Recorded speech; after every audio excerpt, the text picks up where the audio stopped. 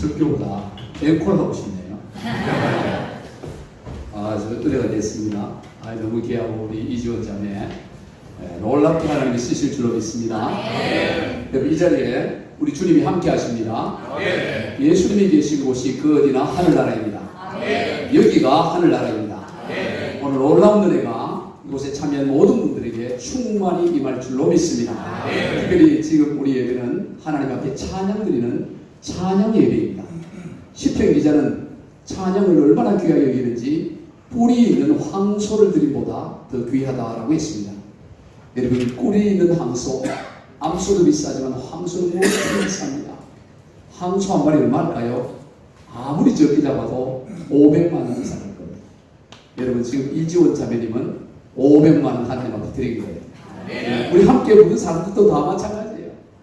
하나님 입을 벌려 찬양하고 예배하는 거. 이거 얼마나 하나님이 기뻐하시는지 모르고 이사야 43장에서 이 백성은 내가 나를 위하여 지었나니 나를 찬송하게 하려 하며 또 시편 기자는 찬송 중에 주님이 거하신다고 말씀했습니다. 오늘 이렇게 찬양 예배로 드린 이 자리 가운데 우리 주님 함께하여 계시고 또 이 시간에 말씀을 통해 우리 가운데 또 말씀하실 줄로 믿습니다. 하나님의 말씀은 단순한 교훈이 아닙니다. 우리의 심령을 불태우고 우리의 단단한 마음을 다 부숴 흙이 되게 하고 가루가 되게 하는 능력의 말씀이에요. 그저 감동적인 정도가 아닙니다. 예레미야 23장 29절에 보면 하나님의 말씀은 불같다고 내 말이 불같이 하네 바위를 쳐서 부스러뜨리는 방망이 같지 아니하냐 그랬어요. 오늘 이 시간 짧은 시간이지만 하나님의 말씀이 여러분의 심령 가운데 불같이 임하고 여러분의 심령 가운데 모든 심령을 다 부스러뜨리는 방망이같이 임하시기를 주의 이름으로 축복합니다. 오늘 본문의 내용은 예수님께서 베드로와 야고보와 요한을 데리고 산에 올라갔다가 내려오셨을 때 산 아래에서 일어난 일입니다. 예수님께서 제자 셋을 데리고 산에 올라갔다가 그렇게 계실 때 산 아래 남아있는 제자들에게 한 아이의 아버지가 자기 아들을 데리고 왔습니다. 이 아이는 귀신에 들려서 물속으로도 불속으로든 아무 데나 뛰어들어가서 그러니 어떻게 돼? 물속에 뛰어가면 어떻게 되겠어? 물속에 뛰어들면 어떻게 되겠어? 그냥 그 귀신이 이 아이를 죽이려고 물속으로 불속으로 걸어가는 방법이 없는 거예요. 이 아이를 어떻게든 고치려고 아무리 했지만 귀신은 나가지 않고 그래서 소문을 듣고 들어서 바로 이 제자들에게 온 것이죠. 그런데 이 제자들의 생각은 어떻습니까? 여기까지 귀신 정도 내어쫓을 수 있다고 생각하고 내어쫓으려고 하는데 귀신이 나가지 않는 거예요. 왜 안 나갈까? 예전엔 잘 나갔었는데 지금 처음이 아니에요. 처음 지금 귀신을 쫓는 사역을 하는 것이 아닙니다. 그런데 나가지 않는 거예요. 도무지. 사람들은 수근수근거리고 그거 참 민망한 상황이죠. 어찌할 바를 몰라하고 있을 때 그때 예수님께서 산에서 내려오시는 것입니다. 그러자 이 아이 아버지가 예수님께 달려가서 지금까지 자초지경 이야기를 하면서 좀 우리를 불쌍히 여겨서 할 수만 있으면 이 귀신 쫓아내고 우리 아들 좀 살려달라고 애원을 합니다. 그러자 예수님께서 무슨 말씀을 하십니까? 할 수 있거든이 무슨 말이냐? 믿는 자에게는 능히 하지 못할 일이 없느니라고 주님이 교정을 하지요. 그러자 이 아이의 아버지가 내가 믿나이다. 나의 믿음의 모습을 도와주소서라고 그렇게 주님 앞에 그렇게 말씀을 합니다. 자, 그런데 여러분 오늘 여기서 우리가 잠시 살펴보고자 하는 것은 바로 이 아이의 아버지가 말하고 있는 내가 믿나이다. 나의 믿음의 모습을 도와주소서라고 하는 이 믿음. 도대체 이 믿음은 어떤 믿음인가? 라는 걸 우리가 살펴보고자 해요. 여러분 이 믿음 속에는 의심이 있어요. 왜냐하면 예수님의 제자들도 쫓아내지 못했어요. 한두 번 했겠습니까? 예수 이름으로 나가라고 했는데 안 나가니까 옆에 있는 또 제자가 또 나사렛 붙여봐. 나사렛 예수. 그 나사렛 예수로 이름으로 나가는 것도 안 나가. 목소리 약해서 세게 해봐. 크게. 목이 터지라고 나사렛 예수. 그래도 안 나가. 혼란 노력을 하려고 하지 않겠어. 어떻게든 쫓아내려고.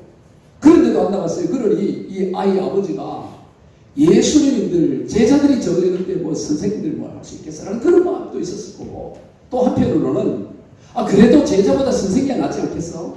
그런 기대감도 있었을 것입니다. 그래서 지금 그런 상황 가운데 앞에서 내가 믿나이다 나의 믿음 없음을 도와달라고 해요. 아니 믿음은 믿었지 또 믿는다고 그래놓고 또 믿음 없음을 도와달라는 건 뭐예요? 도대체 이 아이의 아버지의 믿음이라는 게 어떤 믿음이라는 거예요? 여러분 이 아이의 아버지의 믿음은 의심과 믿음이 섞여 있는 믿음이에요. 누가 보더라도 이 믿음은 온전한 믿음이 아니에요. 의심이 전혀 없는 그런 믿음이 아니라 여러분 이 아이의 아버지의 믿음 가운데 의심이 많은 것 같아요? 믿음이 많은 것 같아요? 우리가 일반적으로 보면 의심이 더 많은 것 같아요. 그래서 자기도 믿는다라고 얼떨결에 말했습니다. 왜? 아들을 낳게 하고 싶은 마음 때문에, 간절함 때문에, 정말 믿기 때문에 믿는다는 게 아니라 아들을 좀 낳게 하고 싶은 달리 방법이 없기 때문에 내가 믿나이다고 말했고 막상 믿나이다고 이러니까 믿음이 없어요. 그래서 나의 믿음 없음을 도와달라고 얘기하는 것입니다. 예수님은 그 아이의 아버지의 믿음이 부족하다는 걸 알고 있어요. 온전하지 않는 걸 알고 있습니다. 우리가 봐도 능력할 수 있는데요. 그때 예수님께서 지금 그 믿음 갖고는 안 돼. 아직 온전한 믿음이 아니야. 돌아가서 믿음이 온전히 생기거든 그때 와. 그러면 내가 네 아들 고쳐줄게. 그렇게 하지 않으셨다는 거예요. 아직 온전한 믿음이 아니고 어떻게 보면 믿음보다 의심이 더 커 있는 이 아버지의 이 고백을 지금은 믿음으로 온전히 받아들이고 그리고 귀신을 쫓아내고 그리고 그 아이가 온전히 되는 이 오늘 본문의 내용을 우리가 보게 되는 것입니다. 우리는 여기에서 믿음이 무엇인가를 보게 돼요. 도대체 믿음이 뭘까? 여러분 믿음의 중요한 요소가 있어요. 따라 봅시다. 믿음의 중요한 요소는 의심입니다. 여러분 믿음의 중요한 요소가 뭐냐면 의심이에요. 의심이 없는 믿음은 믿음이 아니에요. 여러분 의심이 없는 믿음은 사실이지 믿음이 아닙니다. 여러분 이 마이크가 이게 마이크라는 것은 이거는 의심이 없어요. 저게 마이크가 아니고 뭐가 아닐까? 여러분 그런 생각이 있는 분 계세요? 만약 그렇다면 지금 정신 꽉 가셔야 돼요. 이게 마이크라는 것은 누가 보더라도 이건 100%예요. 100%의 믿음입니다. 이 마이크라는 것은 믿음이 아니라 이건 사실이라는 거예요.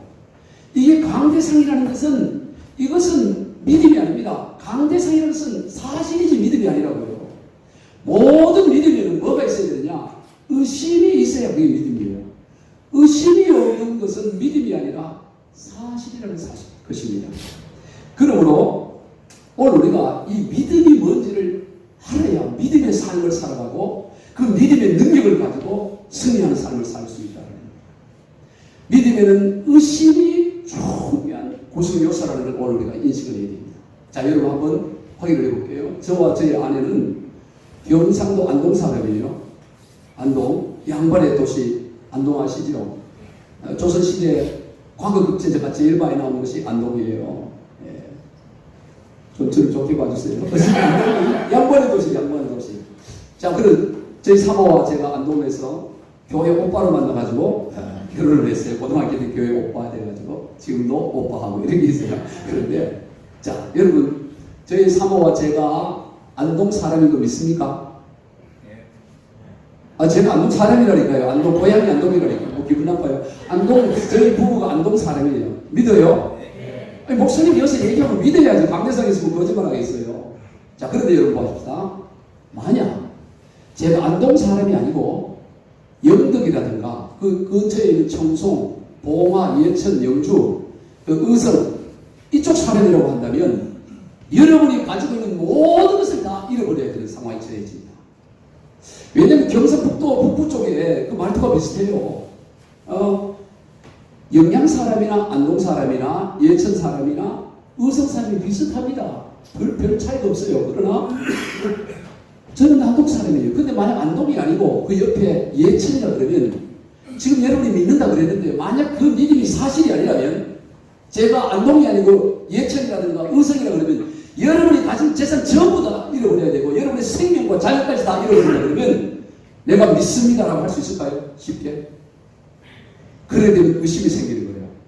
아, 말투를 보니까 안동이 무슨 들리고 또 목사님이 안동이라 그러니까 또 안동 같기도 하고 또 생김새도 보니까 양반같이 생겼고 다 보니까 이 안동 사람 같다.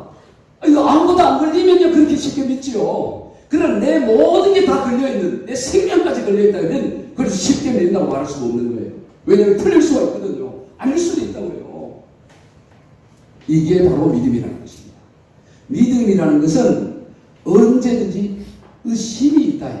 의심이 없는 것은 믿음이 아닙니다. 그것은 사실일 뿐인 거예요. 다만 의심과 믿음 사이에서 어디를 향해, 방향을 어디를 향하느냐의 차이인 것입니다. 따라봅시다. 믿음은 방향입니다. 믿음은 방향이라는 것입니다. 우리 안에 의심과 믿음이 있는데 의심을 향하는 방향이 아니라 믿음이라는 방향으로 나가는 거예요. 의심이 전혀 없이 믿음을 취하는 게 아니고 의심이 있지만 그 의심보다 믿음을 향하는 그 방향, 그러면 그것을 하나님은 전체를 믿음으로 인정해 주신다는 사실이에요. 의심이 99%를 할지라도 믿음이 1%밖에 안 된다 할지라도 99%를 향하지 않고 99%의 의심이 있지만 그 99% 의심을 향하지 않고 믿음의 1%를 향하면 그것을 하나님은 마치 100%의 믿음인 것처럼 인정해 준다는 사실이에요. 아멘? 그러나 아무리 믿음이 있어도 99%의 99의 믿음이 있어도 믿음을 향하지 않고 의심을 향하면, 일의 의심을 향하면 그건 불신으로 주님이 보는, 거기서는 하나님의 능력이 나타나지 않는 거예요. 여러분, 오늘 아이 아버지의 믿음이 그렇다는 것입니다. 이 아이 아버지 속에는 여전히 의심이 있습니다. 그러나 그 의심보다는 이 어쨌든 간에 자기 아들을 낳게 해야 된다는 이 절박함과, 그래서 믿나이라고 말을 하고 또 믿음이 없지만 도와달라고 하고, 그런 상황 가운데서도 주님을 향하는 거예요. 주님을, 그것을 주님은 믿음으로 인정하고 그 믿음, 그 온전하지 않은 것 같지만 그 부족한 것을 온전한 믿음처럼 수용해서 그 아이를 고친 줄로 믿습니다. 우리는 여기서 뭐를 깨달아야 되느냐? 오늘 저와 여러분에게 믿음이 누구라도 있어요. 그래서 오늘 본문에 보면 이 오늘 본문과 같은 내용인 마태복음 17장에 보면 같은 내용을 설명하고 있는데 이렇게 말합니다. 10장 20절에 만일 너희에게 겨자씨 하늘만큼만 믿음이 있어도 이 산을 명하여 여기서 저리로 옮겨지라 하면 옮겨질 것이요 또 너희가 못할 것이 없으리라. 너희들의 믿음이 크지 않아도 돼. 너희들의 믿음의 방향이 겨자씨만한 믿음만 있어도 그 믿음의 방향으로 나가기만 하면 내가 산을 옮기는 역사를 일으킬 거라고 주님이 말씀하는 거예요. 여러분, 산을 옮기기 위해서는 산만한 믿음이 있어야 되는 게 아닙니다. 산을 옮기기 위해서는 수박만한 믿음이 있어야 되는 게 아니에요. 산을 옮기기 위해서는 겨자씨만, 여러분, 산에 비하면 겨자씨는 보이지도 않는 겁니다. 1000억 1도 안 되는 거예요. 이 겨자씨라는 거는. 그래도 그 겨자씨만 보이지 않을 만한 그거라 할지라도 믿음을 향하는 산이 옮겨지는 역사가 일어난다는 거예요. 이게 믿음의 능력인 것입니다. 왜 우리가 믿음의 능력을 발휘하고 살아가지 못하느냐? 늘 자기를 보면 믿음이 너무 작아 보여요. 의심이 더 커 보여. 그래서 나는 아직은 안 돼. 아직은 멀었어. 언젠가 내 믿음이 좋아지면, 좀 더 내 믿음이 성숙되어지면 그때 주의 일을 해야지. 착각입니다. 그런 날은 오지 않아요. 관 속에 드러날까지 그런 날은 오지 않습니다. 지금 여러분에게는 충분한 믿음이 있습니다. 따라해봅시다. 내게는 겨자씨만한 믿음은 충분히 있습니다. 그러므로 나는 충분히 산을 옮길 수 있습니다. 아멘. 충분히 산을 옮길 수 있는 믿음이 여러분 안에 있다는 것을 인정해야 됩니다. 그래야 믿음의 삶을 살아가는 거예요. 내 안에 믿음이 없다고 생각하니까, 믿음을 너무나 대수롭지 않게 여기니까, 그러니까 능력이 나타나지 않는 거지. 저기를 듣다 보면 의심이 있으니까, 믿음보다 의심이 더 커 보이니까, 그러니까 너희가 나 아직 부족해. 나 아직 멀었어. 그럼 언제 되면 갖고 와줘요? 그런 날 오지 않아요. 목사가 된다고 기다려오는 게 아닙니다. 늘 의심은 항상 큽니다. 언제나 의심은 믿음보다 더 커 보여요. 왜? 보이는 게 우리 육신의 것을 우리 사람이 보는 거니까. 그러나 오늘 우리에게 주님이 요구하는 것은 겨자씨만한 믿음만 있어도 돼. 너 겨자씨만한 믿음만 있어도 네가 나를 향해 그 방향만 들면 내가 산을 옮기겠다고 주님은 말씀하네요. 오늘 저와 여러분, 여기 앉아있는 여러분들은 충분히 겨자씨만한 믿음이 있다는 걸 인정해야 됩니다. 왜 그렇습니까? 이 좋은 4월, 이 좋은 날에 이곳에 와서 이렇게 예배를 드리고 있다는 이 자체가 이미 제가 볼 때는 겨자씨 정도가 아니라 수박만한 믿음은 있어요. 할렐루야. 역사님 알려주세요. 집사님 수박만한 믿음이 있답니다. 이사님 제가 여쭤볼게요.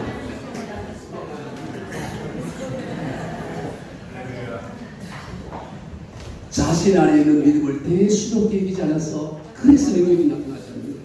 정말 지금 여러분 있는 믿음으로도요 순교자적 삶을 살 수가 있어요. 지금 이 자리에 예배드린 여러분의 믿음만 해도 순교자의 삶을 얼마든지 살아갈 수가 있습니다. 얼마든지 주기철 목사님 같은 삶을 살 수 있어요. 여러분, 나는 아직 멀어서 그분은 나는 너무나 먼 분이야. 천만의 말씀. 그렇지 않아요. 제 친구 가운데 저 남양주에서 안수 집사님 친구가 하나 있는데 초등학교 때부터 친구예요. 그러니까 40, 50년 친구죠. 근데 이 친구는 저한테 언제 전화 오냐면 술을 한 잔 먹어야 전화해요. 이 친구는 해외를 다니면서 사업을 하게 하는데 한 잔 먹으면 저한테 전화가 와요. 밤늦게 시간도 없을 때 전화해서 이 목사 하면서 자기 그 사정을 얘기를 해요. 지난주에도 또 한 잔 하고 전화. 술 깨면 전화가 안 와. 꼭 술을 한 잔 해야 전화가 와. 그래서 지난주에도 전화가 왔길래 유영아, 이름은 저를 기억하지 마시고 자네에게는 믿음이 있어. 자네 술 한 잔 하면 목사가 생각나서 목사에게 전화한다는 자체가 자네에게는 산을 옮길 만한 믿음이 있어. 아주 멀었다고 생각하지 마. 이미 자네에게는 충분한 믿음이 있어. 자네가 결단하고 믿음의 길로 가기만 하면 돼. 뭐 미래에 어떤 신앙에 성숙하는 게 아니야. 자네 안수 집사 아닌가? 그리고 언젠가 주님은 온전히 자네를 원해. 결국엔 다 끊고 돌아와야 돼. 그 돌아오는 날이 먼 미래 언제가 아니야. 지금 돌아올 수 있어. 지금 내게 전하는 목사 친구 목사에게 전하는 그 믿음만으로도 충분해라고 했어요. 이 친구는 꼭 전화할 때 자기만 전화하는 게 아니고 술과 한잔 먹으면 전화기를 바꿔줘요. 그리고 니도 상담을 받아야 된다고. 그래서 내가 그 전화 오면 그걸 내가 얼마나 귀하게 여기는지 몰라요. 안수 집사가 돼가지고 저거밖에 안 돼. 저는 그렇게 생각하지 않습니다. 얼마든지 오늘 우리에게는 믿음이 있다는 거예요. 여러분, 저와 여러분 안에 있는 믿음을 귀하게 여기시기를 축복합니다. 산을 넘길 만한 믿음이 있고요. 얼마든지 믿음이 있어요. 오늘 본문에서 바로 그런 상황에서 이 제자들이 예수님께 나오죠. 나와서 예수님께 묻습니다. 우리는 어찌하여 능히 귀신을 쫓아내지 못하였습니까? 라고 물어요. 이 말씀이 뭔 말입니까? 이전에는 능히 귀신을 쫓아냈다는 것입니다. 누가복음 10장에 보면 예수님께서 70명의 제자들을 두 식장을 지어서 동네로 들여다보내죠.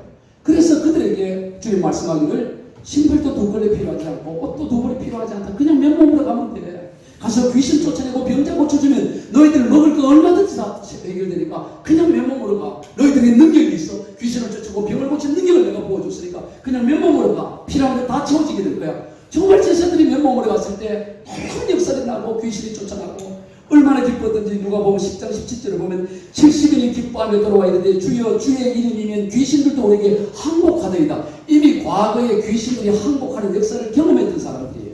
그런데 지금 안 되는 거예요. 지금 귀신이 쫓아나가지 않는 거예요. 그래서 예수님께 물어요. 왜 우리는 지금 능히 귀신을 쫓아내지 못했습니까? 라고 주님이 물으니까 주님께서 오늘 보면 29절에 뭐라고 말씀하십니까? 이르시되 기도 외에 다른 것으로는 이런 종류가 나갈 수 없느니라. 기도를 말씀해요. 기도. 아니 앞서서는 믿음을 말씀했어요. 믿는 자에게 능치 못한 일이 없다.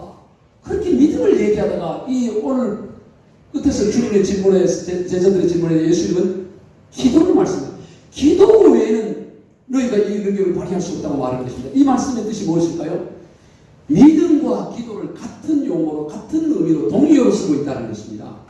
같은 본문이 마태복음 17장에 보면 이렇게 나와요. 이때 제자들이 종용이 예수께 나와 있는데 우리는 어찌하여 쫓아내지 못하였니까? 이르시되 너희 믿음이 작은 까닭이니라. 자, 같은 내용이에요. 같은 상황입니다. 그런데 마태는 뭐라고 기록했냐면 믿음이 작은 까닭이다라고 기록을 했고 마가는 뭐라고 기록했냐면 기도에 관해서 언급합니다. 기도 외에는 이렇게 이유가 일어나지 않는다라고 말씀하는 겁니다. 이게 무슨 의미입니까? 기도와 믿음을 동의어로 지금 말씀하고 있다는 것입니다. 같은 의미라는 거예요. 기독교 강의를 쓴 칼뱅이라는 분이 있습니다. 26살에 기독교 강의라는 명제를 씁니다. 그런데 그 기독교 강의를 들어가 보면 거기에 그 중요한 말을 하는 게 뭐라고 하냐면 따라해 봅시다. 믿음의 최상의 실천이 기도이다. 저는 그걸 읽고 감동을 받았어요. 우리가 믿음을 가진다고 했잖아요. 그 믿음이 어떻게 우리에게 삶의 실천이 되어지냐? 믿음이 어떻게 표준되어지느냐? 깔뱅은 믿음의 최상의 실천은 기도다. 기도하는 믿음이라는 거예요. 그렇기 때문에 믿음이 곧 기도고 기도하는 것이 믿음이라는 것입니다. 자, 그러면 여기에서 기도가 그럼 도대체 뭐냐? 기도. 따라봅시다. 기도는 하나님을 만나는 과정이 아니라 하나님과의 만남 그 자체이다. 여러분, 우리가 오해하고 있는 게 하나가 있어요. 크게 오해하는 게 바로 신앙생활의 큰 장애가 된 게 바로 이 믿음과 기도에 대한 겁니다.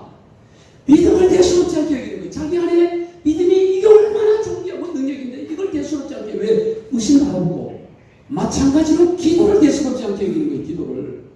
기도 그냥 뭐 하는 건데, 기도는 뭐 기도 줄도 잡아야 되고, 나는 그 정도 기도 깊은 줄이 있는지도 모르겠는데, 하여튼 기도를 대단한 그걸 그냥 대수롭지 않게 여기는 거예요. 그렇지 않아요. 여러분, 기도는 이게 얼마나 놀라운지, 믿음이 놀랍듯이 기도가 참으로 놀라운데, 기도는 하나님을 만나는 과정이었는데, 기도를 쭉 해갖고 일정한 단계에 들어가면 하나님을 만나는 게 아니고, 기도하면 하나님을 만난다. 따라해봅시다. 기도하면 하나님을 만난다. 여러분, 성경은 기도하면 바로 하나님을 만난다는 그 약속이 가득해 있습니다. 기도를 한참 해야 하나님을 만난다는 게 아닙니다. 그건 내 느낌이고 내 감정이 지나지 않은 거고, 네가 부르짖어 내 이름으로 기도하면 내가 바로 만나주겠다고 성경은 약속하고 있는 거예요.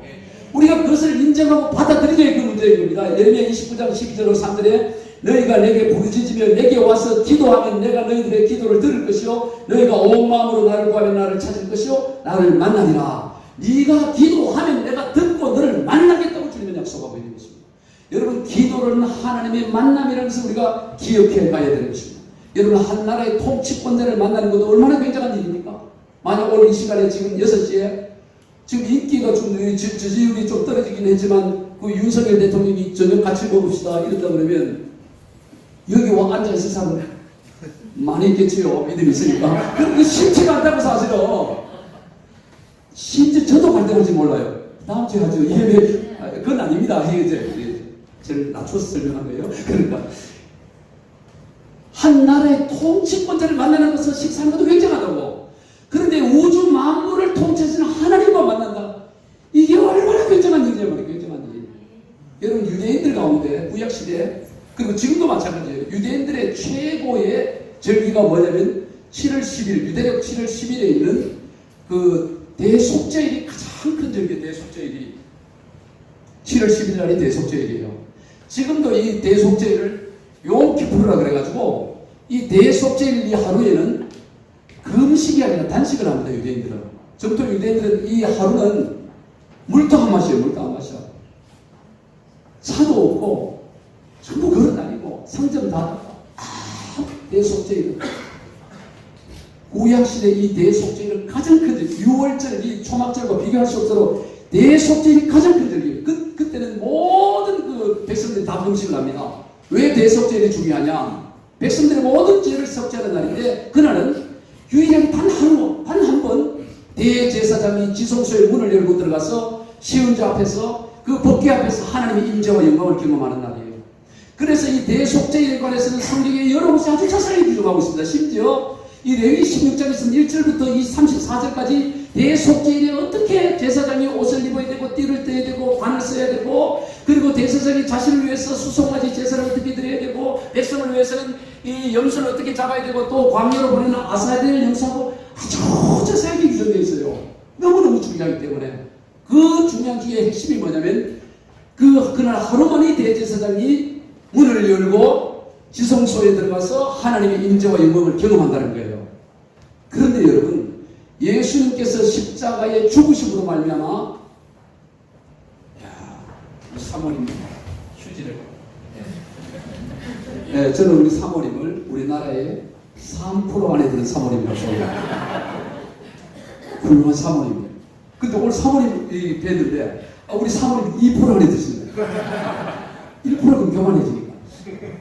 이게 참 물을 이렇게 탁 이 센스가 교회 옷 빨고 만나다. 뭔 얘기 하겠어요? 여러분, 이 지성소에 휘장을 열고 들어가서 하나님의 임재를 경험하잖아요. 근데 예수님이 십자가에 죽음으로 어떤 일이랍니까? 휘장이 위에서부터 아래로 찢어져 버렸다고. 이건 사람이 찢지 않았다는 겁니다. 휘장의 두께가 6채에서 10cm가 두꺼워요. 얇은 게 아닙니다. 이거는 밑에서 이 소각으로 뜯어지지 않을 정도로 두꺼웠습니다. 그런데 위에서 아래로 찢었다면 높은 곳에 찢어지는 거예요. 하나님이 찢으셨다는 거예요. 밑에서 사람 땡기면 밑에서 찢어져야 되잖아요. 잡아당기면 위에서 찢었다면 하나님 위에서 찢으셨다는 거예요.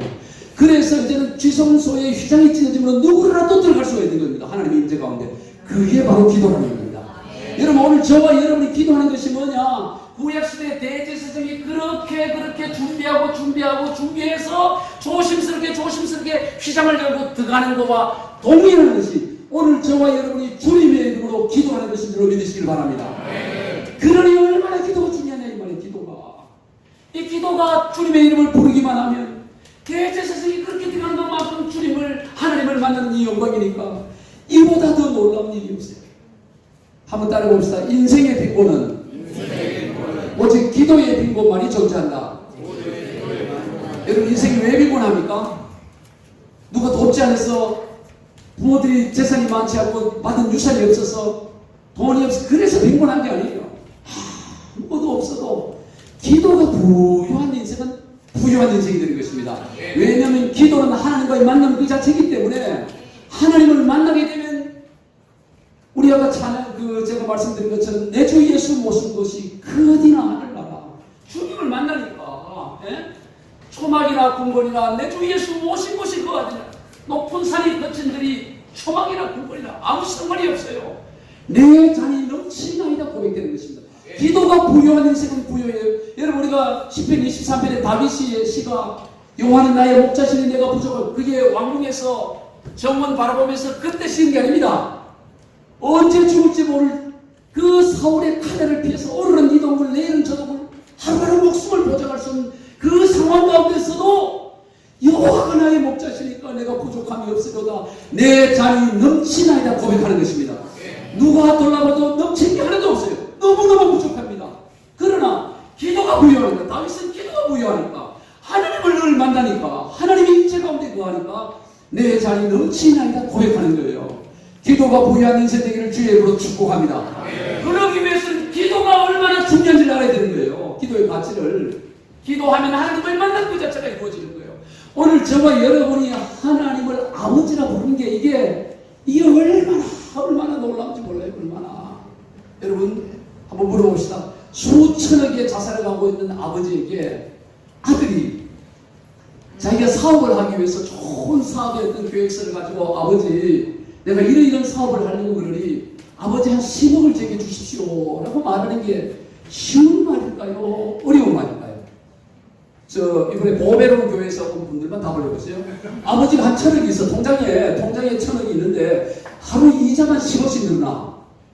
1,000억은 10억 안 늘나? 그럼 1,000조라고 합시다. 어쨌든 어차피 내 돈 아니니까 한 1,000조가 있어가지고 이게 하루 이자만 1,000억씩 10억씩만 늘어나. 그런데 그런 부자 아버지에게 아들이 사업 계획서를 딱 가지고 온 거예요. 와서 아버지 내가 사업을 하려고 그러는데 돈 좀 주세요. 이게 말하기가 어려운 거예요? 쉬운 거예요? 쉽지요? 너무 쉽습니다. 한 1,000억이든 매달 부자의 아버지에게 주기로 얼마든지 할 수 있어요. 그러나 아무리 좋은 정말 기가 막힌 대박의 어떤 사업 계획서를 가지고 있더라도 아버지가 아닌 1,000억대 재산가에게 10만원 주세요. 이 말하기 어려워요? 쉬워요? 아버지가 아닌 사람에게는 10만원 달라하기도 어렵다고.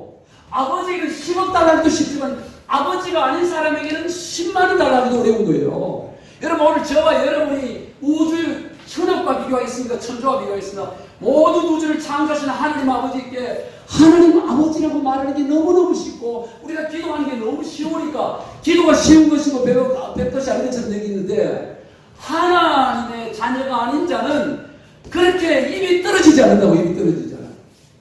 그게 불가능한 거예요. 아예. 우리 박선우 집사님이 박선우 집사님이 지난 어저께 수요 예배 경찰 예배 드리고 나서 차 마시면서 이 얘기를 하더라고요. 나와서 간증하기는 그렇고 겉에서 이제 저희가 어느 교회에서 이렇게 성길 교회에서 어디 치유 사역 가는 데 갔더니 거기에 귀신 들린 한 자매가 왔는데 그 귀신 들린 자매에게 목사님이 예수 이름 부르라 그랬더니 예수의 예자가 나오지는 않더라는 거예요. 영어를 써도 나오지 않는 거예요. 예수를 부른다는 게. 집사님 맞죠? 그 소리 맞습니다. 맞습니다. 예, 맞습니다. 저는 거짓말 하는 거예요. 그대로 전달해서 하는 거예요. 여러분, 우리가 예수님이라고 말하는 게 이게 쉬운 단어가 아닙니다. 하나님을 아버지라 부르는 게 우리는 워낙 쉽게 부르니까 기도하는 게 쉽고 단순한 것 같고 아무것도 아닌 것 같지만, 하나님의 자녀가 아닌 자는 아무리 용을 써도 할 수 없는 일이라고요. 자기 자녀들이기 때문에 아버지에게 10억 달라는 게 쉽지만, 자녀가 아니면 지나가는 사람 붙들어놓고 아무리 재산이 1000억 조가 있어도 10만 원도 달라줄 수가 없다고. 10만 원 달라는 입이 다 떨어진다고, 정상적인 사람은.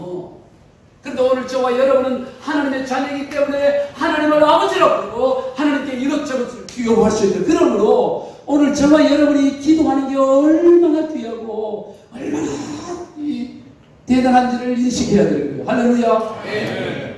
그러면 도대체 이 제자들은 뭐냐 이 말이에요. 이 제자들은 지금 예수는 믿음과 기도를 얘기하잖아요. 그럼 이 제자들은 믿음이 없었냐 이 말이에요.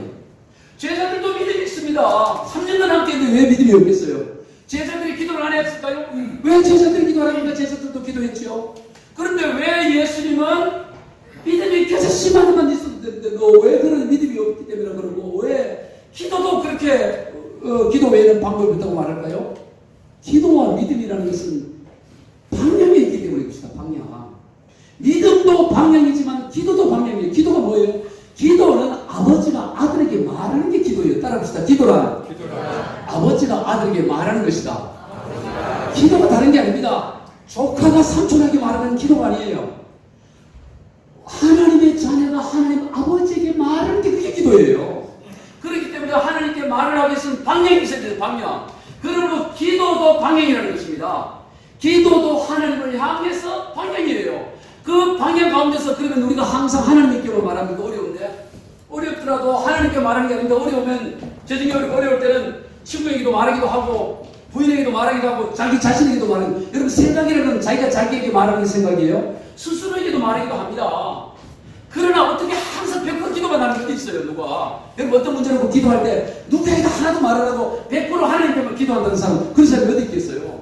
다 기도도 하지만 또 이런저런 고민도 되고 다 하는 겁니다. 그럼에도 불구하고 하나님을 향하면 그게 기도고, 그 하나님을 향하는 것을 주님은 기도로 인정한다는 거예요. 그런데 이 제자들의 문제가 어디 있다는 겁니다. 이 제자들도 기도를 하고 이 제자들도 믿음이 있었지만 이들의 방향이 어디에 있었느냐? 아무리 기도를 많이 하고 아무리 기도가 믿음이 있어도 이 방향이 자기 자신이 과거 우리가 했던 경험이었던 경험, 예전에 우리가 했는데 이 능력이 내게 있다고 생각했던 것입니다. 내 경험, 자기를 바라본 것입니다. 문제를 바라본. 그러면 아무리 기도를 많이 하고 아무리 믿음이 있어도 주님의 것을 믿음으로 기도로 인정하지 않는다는 거예요. 기도를 비록 짧게 할지라도, 믿음이 비록 작을지라도 그 방향이 주님을 향하면 주님은 그것을 기도로 믿음으로 온전히 수용하고 거기에 하나님의 능력을 나타내고 있다는 것을 보는 거예요. 그러므로 오늘 저와 여러분이 주님을 향해 주님이라고 고백하고 하나님을 아버지라고 부른다는 거, 이걸 귀하게 얘기해야 돼요. 지금부터 고린전서 12장 3절에서 성령으로 아니하면 누구든지 예수를 주시라 할 수가 없다고 말하는 겁니다. 누구든지. 여러분, 우리가 예수님을 주라고 고백하는 게 쉽겠지만 성령의 은혜와 역사가 없이는, 하나님의 은혜가 없이는 누구도 불가능해요. 누구도 아무도 할 수 없다는 거예요. 누구도 성령의 역사, 하나님의 역사가 없이는 하나님을 아버지라고 할 수가 없습니다. 오늘 저와 여러분이 하나님을 아버지라고 부르고 예수님을 구주라고 부르던 이 자체가, 이 기도 자체가 이게 얼마나 놀랍고 귀한지를 명심하시기를 축복합니다. 그래야 기도를 한다고. 그래야 기도를 해요. 무슨 기도줄이 따로 있냐고. 기도하는 수건줄이 만난다고 하시는데, 하나님이 나의 아버지인데, 아버지인데 무슨 줄잡고 잡을 게 뭐 있으면 아버지 하면 얘기하는 거지. 하나님을 아버지라 부르는 자체가 귀하다고. 여러분 스스로를 귀하게 여기세요. 스스로. 여러분 스스로 안에 있는 믿음을 귀하게 여기고 여러분의 기도를 귀하게 여기라는 말이죠. 내가 하나님을 아버지라 부르는 걸 귀하게 여기고. 그러면 좋은 일이 있어요. 하나님을 아버지라 부르는 자는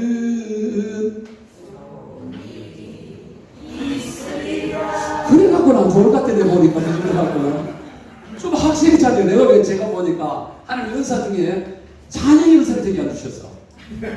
아마 교만해질까봐 그럴 것 같아요. 여러분 그렇게 해보세요. 같이 시작. 하나님을 아버지라 시작. 하지 맙시다. 그냥 어쩌나 여러분 은사를 안 주셨나 보네. 여러분 하나님을 아버지라 부르는 자는 좋은 일이 있습니다. 많이 있습니다. 예수님을 구주라 부르는 자는 좋은 일이 있습니다. 많이 있습니다. 성령의 인도를 구하는 자는 좋은 일이 있습니다. 많이 있습니다. 할렐루야. 우리가 하나님을 아버지라 부른다는 게 이게 얼마나 좋은 일이고 얼마나 귀한 일인지 몰라요. 그런데 오늘 본문의 제자들은 이걸 몰랐던 거예요. 방향이 잘못되어 있었던 거예요.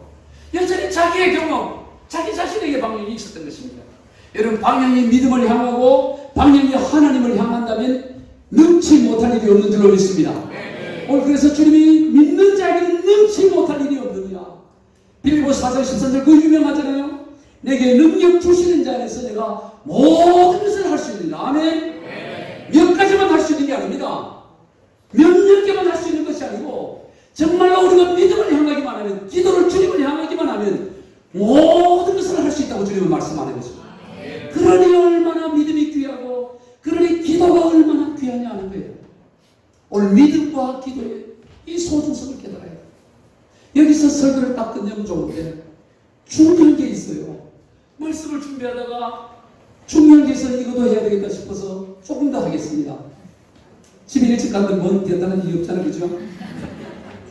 여러분, 다음으로 오늘 본문에서 보면 이 귀신 들려갖고 불속으로 뛰어들고 물속으로 뛰어드는 이 아이가 누굴까요? 이 아이가 2000년 전에 있었던 그 아이입니까? 아니에요. 귀신에 들려서 물속으로 뛰어오고 불속으로 뛰어든 아이가 바로 오늘 이 시대에 이 사회에 살아가는 흔한 우리들입니다. 흔한 사람들이 불속으로 뛰어들고 물속으로 뛰어들어가고 있는 거예요. 달려가고 어디로 갈지 모르고 달려가고 있는 거예요. 지금 그 산날에서 서성이 이거 어떻게 할지 못해서 초조해하며 민망해하는 이 제자 9명 제자는 누굽니까? 그때 함께 올라가지 못하는 그 제자들을 말하는 거 아닙니다. 오늘 이 자리에는 어쩐 우리의 모습일 수도 있어요. 오늘 한국교회의 모습일 수도 있고 오늘 저와 여러분의 모습일 수도 있다 이 말이에요. 지금 세상은 미친듯이 불속으로 물속으로 막 뛰어들고 있는데 오늘 저와 여러분은 어떻게 할 수 없어서 그냥 지켜만 보고 우울증을 어떻게 하지 어떻게 하면서 그렇게 가고 있지 않냐고. 세상은 그냥 달려가고 있는 거예요. 여러분이 남아프리카 그 좋은 제대 보면 스프링버기라는 이 가젤 비슷하게 생긴 짐승이 있어요. 저는 이 동물의 왕국이나 동물의 세계 TV가 나오면 그때는 제가 왕이 돼요. 누구도 딴 걸 못 봐. 그거 봐야 돼. 보통 남자들은 다 그러잖아요. 그죠? 동물의 왕국 좋아하시죠, 집사님? 장모님도 동물의 왕국 TV 안 보시나? 잘 봅니다. 아, 잘 보여요. 안 보더라도 이때부터 설교를 맞춰주기 위해서 우리 장모님 센스가 있어. 잘 봐요. 동물의 왕국, 남자들은 동물 막 사자가 달려가고 갈기하고 우와 막 신나잖아요. 볼 때. 동물의 왕국. 동물 중에서 여러분 가장 빠른 동물이 뭐예요? 치타입니다. 치타는 시속 127km 가요. 엄청나게 빠릅니다. 두 번째로 빠른 속도 시속 94km 달릴 수 있는 게 바로 스프링버기라는 거예요. 스프링버기. 이 스프링버기는 얼마나 빨리 달리지 못해요. 이 달릴 뿐만 아니라 한번 점프하면 3m씩 뛰어갑니다. 3m씩. 펄쩍 3m씩 뛰어갑니다. 그런데 이 스프링버기가 굉장히 온순한 동물이에요. 풀을 뜯어먹다가 이제 여러 명이 모입니다. 그런데 이게 이 식욕이 강하답니다. 그 연구에는 식욕이 강한데 풀을 뜯어먹다가 이제 무리들이 모여서 같이 풀을 뜯어먹는데 뼈 뜯어먹고 저 앞에 뜯어먹으러 가려고 그러면 뒤에 있던 우리들이 자기가 앞서가려고 뜯어먹으러 앞서가는 거예요. 그럼 얘도 머리도 제가 앞서가려 하고 내가 또 비집고 앞서가는 거야. 그럼 뒤에 얘가 앞서가면 이러다가 보면 앞서가니 계속 서로 앞서가다 보면 그때부터 뛰기 시작한답니다. 막 뛰기 시작해서 나중에 뛰기 시작하면 무리들이 왜 뛰는지도 몰라. 앞에 또 뛰니까 또 뛰니까 쟤보다 더 빨리 뛰어야 된다고. 그러니까 서로 앞서가 뛰려고 막 달려가다 보면 뭐를 만나냐? 남떨어지를 만나는 거예요. 그러면 떨어지기 시작하는데 뒤에서 밀고 오기 때문에 멈출 수가 없어. 그래서 다 떨어서 집단적으로 그렇게 죽는 현상들이 일어난다는 거예요. 이거는 실제 설명이 되고 있는 부분이에요. 이것을 뭐라고 하냐면 사회학에서 스프링버그 현상이라고 하는데 스프링버그. 뭔지도 모르고 그냥 쫓아가는 게 열심히 막 달려가는 거예요. 이걸 사회학에서 스프링버그 현상이라고 그러는데 오늘 이 시대의 사회 현상이 그래요. 왜 달려가는지 모릅니다. 그러나 남들보다 쟤보다 내가 앞서가야 돼. 우리 경찰 가운데도 왜 승진해야 될지도 몰라. 그러나 내 동료가 승진하니까 내가 승진해야 돼. 왜 그걸 해야 되는지도 모른다. 그냥 남들보다 앞서가야 돼. 그러다 보면 어느 순간 허무함이 있게 되는 것이죠. 그게 이 그 현상인 것이죠.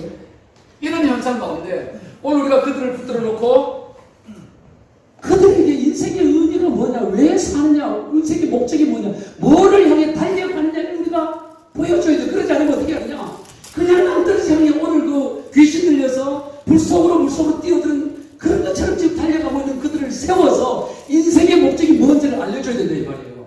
그런데 지금 이 브레이크가 고장난 것 같아요. 이제 어떻게 보면 이제 어떻게 할 수 없는, 국가도 어떻게 할 수 없는 단계에 있는 것 같아요. 우리가 지난주에도 우리 그 서초 경찰서가 있는 근방에 테헤란로라고 있어요.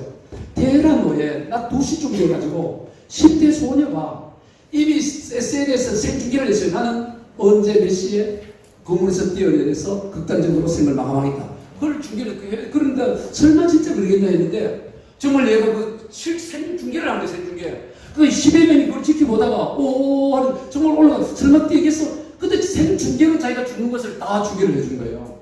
그러니까 그걸 보고 시청하고 있던 실시간으로 시청한 이들이 경찰서에 신고해서 119 신고에 달려가고 이미 떠서 죽어 있는 것입니다. 여러분 이런 현상들 지금 이 젊은 세대 우리나라에 지금 하루에 그 사망자 수를 제가 계산해 보니까 2021년도에 사망한 사람 숫자가 13,352명이에요. 여러분 이게 13,352명 이게 스스로 목숨을 끊은 사람이라고 이게 어마어마한 거예요.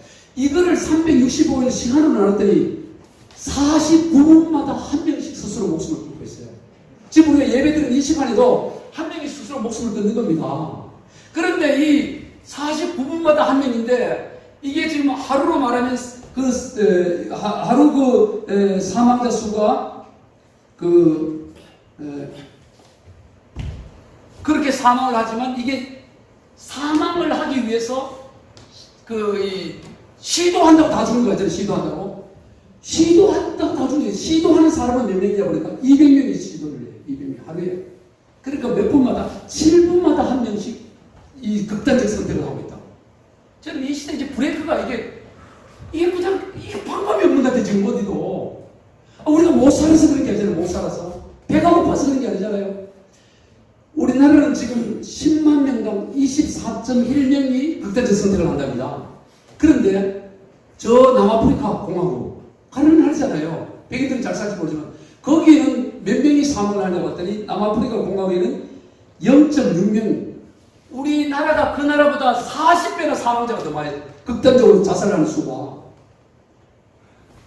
별로 놀라지 않아요. 페루도 가난한 나라잖아요. 그거는 1.7명. 우리가 페루보다 스스로 목숨을 끈 사람이 14배나 더 많다고. 14배나. 못 살아서 그래요? 먹을 게 없어서 그냥 생을 그렇게 마감합니까? 지금 이 시대가 다 고생해서 특히 우리 이제 경찰 직원 사격하는 분들 보면 참 애타고요. 지금 이 경찰서가 이게 사람의 머리가 좋아지고 사회가 좋아지면 맑아지면 좀 작아져야 되잖아요. 작아져야 돼요. 근데 경찰서는 점점 더 커져. 나쁜 놈들이 점점 더 자꾸 생기나. 그렇게 CCTV 촘촘해서 다 잡는데도 그렇게 자꾸 생기나. 우리가 서초 경찰서에 가보면 예배당이 아주 우리나라에서 경찰서 예배 중에 최고의 예배당이에요. 누구한테 물어보죠? 맞죠? 네? 아니 외국인한테 물어봐야 돼요. 장로님 맞아요? 맞습니다. 예, 다 맞아요. 저는 거짓말 안 해요. 그리고 또 제가 제 방이 있습니다. 경목실이라고 해서 제가 쓰는 방이 있습니다. 그 넓은 방을 줬어요. 근데 늘 미안해요. 늘 좀 불안해. 왜요? 직원들은 지금 점점 뽑아가고 방이 없어, 방이. 그러니까 서서히 압박이 오는 거예요. 예배당, 큰 예배당 좀 줄이면 안 될까? 아직 제 귀에 직접 한 건 아니지만 다른 서에서 그런 얘기가 자주 나오니까. 그래서 한 번은 이 방 한번 내가 선심 쓰고 내 방을 빼주고 예배당 넓으니까 그 뒤에 방을 좀 작게 만들까? 그런 생각밖에 할 만큼. 뭔 얘기예요? 사회는 점점 좋아지고 3만 달러, 4만 달러 점점 좋아지는데 도둑놈과 나쁜 놈들은 계속 생기나. 그런데 이게 적당히 잡아서 해결될 수 없어요. 특히 뭐 때문에 잡을 수 없냐? 마약이 지금 얼마나 지금 확정된지 모릅니다. 이건 뉴스로 보잖아요. 마약이 지금 10,000원이나 20,000원이나 30,000원이면 그 마약을 프로폴이니까 뭐 그 마약 있죠? 그 뭐야 그거 약국에서 그냥 약 몇 개 사갖고 제조해가지고 그냥 마약을 그냥 만들어 먹어버려요. 유튜브에서 그냥. 예전에는 마약 구한다는 게 필로폰 그렇지. 필로폰이라는 그 어려운 거 있잖아요. 비싸고. 근데 필로폰을 20,000원이면 사요. SNS로 그냥 금방 구입할 수 있고 직구로 구입할 수 있고 지금 작년에 그 마약 사범이 얼마냐 18,000명 넘게 마약 사범이었습니다. 그러면 그 전문가들은 지금 우리나라의 마약 사범이 약 30배에서 50배라고 말합니다. 그러면 지금 우리나라에서 마약을 하고 있는 사람이 최소 50만에서 100만이 마약을 한다는 거예요. 여러분 알코올 중독도 한번 걸리면 빠져나가기 어려워요. 근데 마약은 알코올 중독이 100배입니다. 거의 불가능합니다. 근데 이 마약이 그냥 싸게 해서 이게 곧 마약 청정국 벌써 벗어났어요. 10만 명당 20명 이하가 마약 청정국인데 우리 작년에 10만 명당 30몇 명으로 지금 나왔어요. 그러니까 이제 이 길이 없다고 방법이 없다고 지금 마약하죠. 동성애는 다 합니다.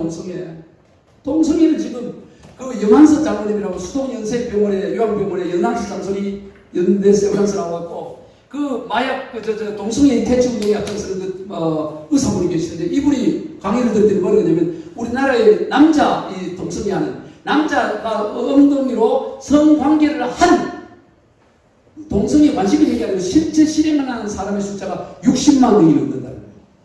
여러분 이거는 엄청난 겁니다. 60만 명. 이 사회적 이 동성애에 대한 이 사회 비용은 100% 국가가 다 지불합니다. 한 사람에게 동성애자 한 사람에게 치료비로 평균 약 4억이 들어요. 4억. 이걸 국가가 다 지불해요. 독립운동하는 사람보다도 더 동성애자를 왜? 국가가 다 해요.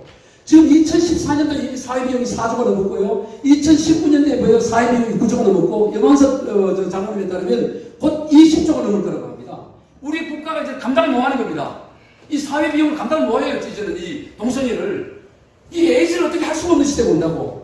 마약, 동성애, 극단적 사대 이 사회가 이제 완전 미친듯이 귀신 들려서 부리고 막 뛰어들어가고 있다 이 말이에요. 여러분 이 시대 가운데 오늘 우리가 이 아이를 그냥 지켜만 보고 안타까워만 하고 있어서는 안 되고 오늘 저와 여러분에게는 믿음으로 오늘 저와 여러분에게는 기도의 능력으로 이들을 치유하고 회복되어야 될 줄로 믿습니다. 교회 외에는 방법이 없습니다. 교회가 크냐 작으냐 아무 중요하지 않아요. 교회 외에는 교회가 여러분들 얼마나 존귀한지 아세요? 이 성지교회가 얼마나 주님이 귀하게 여기고 이 죽전 성지교회가 얼마나 귀하냐면은 예수님은 에베소 1장 23절에 보면 교회는 그의 몸이니 만물을 충만하게 하는 충만함이 있느니라고 말하는 것입니다. 여러분 교회가 예수님의 몸이에요. 우리의 상가에 있든 지하에 있든 가정에 있든 교회만큼 귀한 게 없습니다. 교회는 예수 그리스도의 몸이기 때문에 이 교회에 나오는 자마다 만물을 충만하게 하시는 충만한 능력을 경험하게 된다 이 말이죠. 교회 외에는 이 미쳐서 부리고 뛰어든 이들을 치료할 길이 없어요. 방법이 없다니까요. 대안이 없습니다. 오늘 저와 여러분이 이 시대 교회 한 사람 한 사람으로서 오늘 저와 여러분 안에 있는 믿음을 귀하게 여기고 이걸 쉽게 여기지 말고 대수롭게 여기지 말고 오늘 저와 여러분의 이 믿음을 귀하게 여기고 오늘 이 기도가 얼마나 귀한 것을 기억하고 오늘 저와 여러분 주변에 있는 그 어디로 갈지 모르고 스프링법처럼 뛰어가는 그들을 주님께로 이 교회 안으로 인도해서 이 죽전 성지 교회 안으로 인도해서 여기서 그들을 치유하고 회복하여 다시 정상으로 돌리는 그런 역사가 일어나기를 주의 이름으로 축복합니다. 교회가 위대합니다. 교회가 소망인 것입니다. 특별히 우리 방청 목사님은 최고의 대학을 나오셔서 얼마나 뛰어난지 몰라요. 제가 유튜브 방송을 보고 아유 참 귀하신 분을 하나님이 쓰고 계시는구나. 제가 그걸 보고 큰 은혜를 받고 저는 우리 박 목사님하고는 제가 막 신학을 처음 시작할 때 신대원에 다닐 때 그때 교육전도서를 갔더니 저분이 거기에 부목사님으로 계셨어요. 제가 눈치를 봐야 됐지만 아주 잘해주셔가지고 눈치 안 보고도 사역을 했을 수가 있었어요. 아주 훌륭한 분이세요. 여러분 교회가 시시하게 이기면 안 돼요. 교회 구성은 하나하나가 필요하고요. 얼마든지 우리 외에는 달릴 방법이 없어요. 달릴 방법이. 교회 외에는 방법이 없습니다. 이 사회 문제, 이 자녀 문제, 앞으로 다음 세대 문제, 길이 없습니다. 오직 교회만이. 교회가 무엇입니까? 교회라는 것은 여러분 한 사람 한 사람이, 구성은 한 사람 한 사람의 교회예요. 오늘 저와 여러분이 우리 안에 있는 믿음과 기도의 가치를 깨닫고, 그리고 이 귀신 들려서 불속으로 물속으로 뛰어가는 이 사회의 이 수많은 영혼들, 그들을 붙잡아서 그들을 주님이 그리하시듯 치유하고 회복시켜서 하나님의 나라에 귀한 일꾼을 세워가는 그런 일꾼들이 다 되시길 주 예수 그리스도 이름으로 축복합니다. 기도하겠습니다. 하나님 아버지 감사합니다. 오늘 부족한 종을 하나님 보내주셔서 하나님의 말씀을 전하게 해주셔서 감사합니다. 오늘 우리에게는 비록 연약하지만 산을 옮길 만한 겨전하실 만한 일이 있다는 것을 우리가 인정하고 우리에게는 그 믿음으로 우리가 하나님을 아버지라 부르는 그 기도만으로도 얼마든지 하나님이여 귀신 들려 불속으로 물속으로 뛰어가는 이들을 회복시킬 수 있음을 우리가 기억하고 이 죽전 성지교회를 통해서 그런 역사가 이제부터 더 강력하게 일어나게 하여 주시옵소서. 축복하며 예수님의 이름으로 기도하옵나이다. 아멘.